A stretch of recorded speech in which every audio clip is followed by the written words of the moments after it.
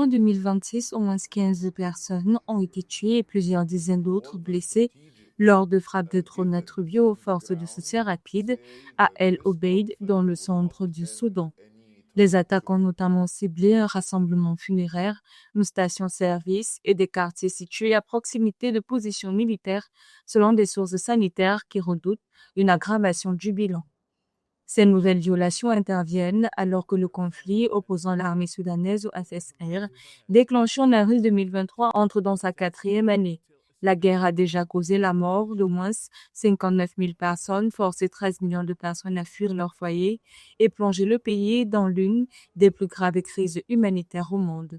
Selon l'ONU, plus de 30 millions de Soudanais ont aujourd'hui besoin d'une aide humanitaire.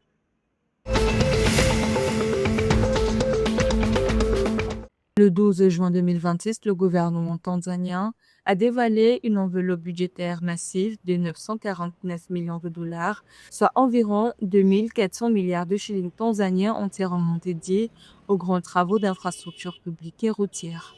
Ce volet s'inscrit au sein d'un budget national global record d'environ 24 milliards de dollars, dont la Tanzanie prévoit de financer 75% par ses propres ressources intérieures.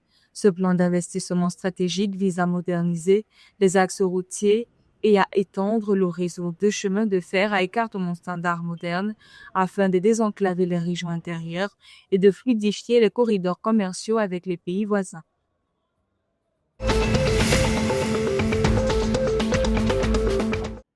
Le ministre kényan des Finances a présenté un budget de 37,2 milliards de dollars pour l'exercice 2026-2027, misant sur les investissements sociaux et les infrastructures pour soutenir la croissance économique. Le projet du budget prévoit un déficit de 8,6 milliards de dollars qui sera principalement financé par des emprunts sur le marché intérieur afin de limiter l'exposition à la dette extérieure.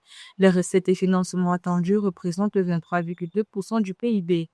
À travers ce budget, les autorités kenyanes cherchent à concilier discipline budgétaire, création d'emplois et accélération du développement dans un contexte marqué par les défis liés au coût de la vie, à l'endettement public et aux besoins croissants en investissement.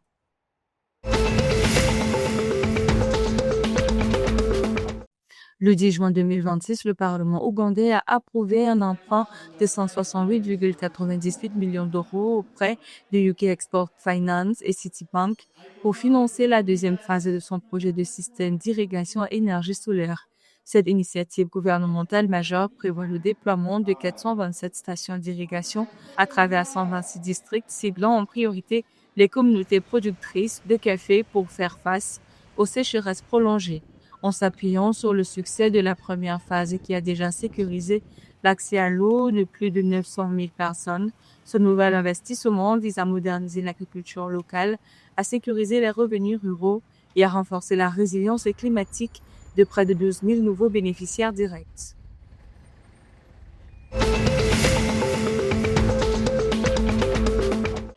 L'APR Volleyball Club a officialisé la signature du contrat central Patrick Bieringiro en provenance d'équipe RDC pour un contrat de 2 ans.